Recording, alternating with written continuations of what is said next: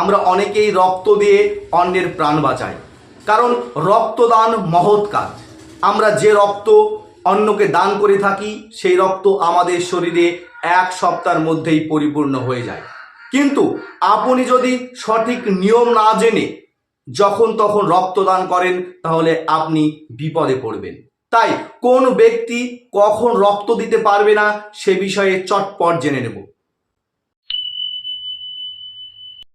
আপনার রক্ত দেওয়ার ইচ্ছে আছে, কিন্তু আপনি যদি রক্তদানের আগের 6 মাসের মধ্যে আপনার দেহে ট্যাটু বা পিয়ার্সিং করে থাকেন তাহলে আপনি রক্ত দিতে পারবেন না। আপনার রক্ত দেওয়ার ইচ্ছে আছে, কিন্তু আপনি যদি মদ্যপান অবস্থায় থাকেন তাহলে আগামী 24 ঘন্টার মধ্যে আপনি রক্ত দিতে পারবেন না। এবং তার পাশাপাশি আপনি রক্ত দেওয়ার আগের 2 ঘন্টায় কোনো ধূমপান করতে পারবেন না। তার সত্ত্বেও যদি আপনি রক্তদান করেন তাহলে আপনার জীবন ঝুঁকিপূর্ণ।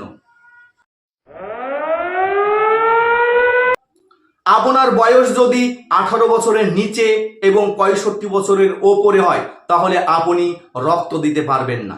আপনাকে রক্ত দেওয়ার জন্য আপনার বয়স 18 থেকে 65 বছরের মধ্যে হতে হবে এবং দেহের ওজন কমপক্ষে 45 কেজি হওয়া বাধ্যতামূলক।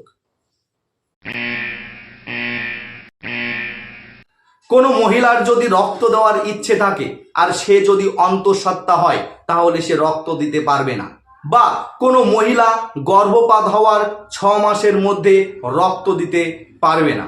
তার সত্ত্বেও যদি রক্ত দেয় তাহলে তার জীবন ঝুঁকিপূর্ণ অবস্থায় থাকবে। আপনার রক্ত দেওয়ার ইচ্ছে আছে, কিন্তু আপনার শরীরে যদি এইডস, হৃদরোগ, কিডনির অসুখ এবং উচ্চচাপ সঙ্গে ক্যান্সারের মতো অসুখ থাকে তাহলে আপনি রক্ত দিতে পারবেন না। ভিডিওটি ভালো লাগলে অবশ্যই সাবস্ক্রাইব করে সঙ্গে থাকবেন।